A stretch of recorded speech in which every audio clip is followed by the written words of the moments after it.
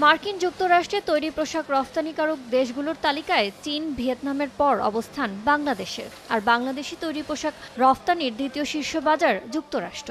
গেল অর্থ বছরে মার্কিন বাজারে গেছে 891 কোটি 69 লাখ ডলারের পোশাক, যা মোট রফতানির 18% বেশি। 2013 সালে রানা প্লাজা ধ্বংসের পর থেকে মার্কিন বাজারে প্রতিযোগিতার সক্ষমতা ধরে রাখতে বাংলাদেশকে মোকাবেলা করতে হচ্ছে বাড়তি চাপ। এর মধ্যেই আবার বাংলাদেশ সহ 5টি দেশ থেকে তৈরি পোশাক আমদানিতে শুল্ক বাড়ানোর প্রস্তাব দিয়েছে মার্কিন প্রশাসন।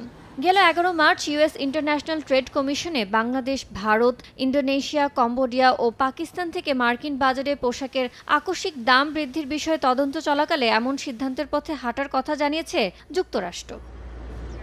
অবশ্য মার্কিন প্রশাসনের এমন আগ্রহের তীব্র বিরোধিতা করেছে দেশটির প্রধান 4 ব্যবসায়িক সংগঠন।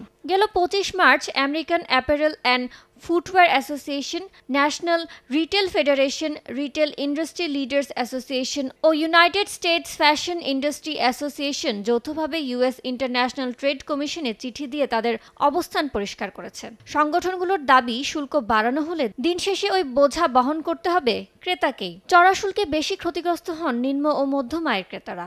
বিকাশে কম খরচে ক্যাশ আউটের লিমিট বেড়ে 50,000, প্রিয় এজেন্টও 2টা।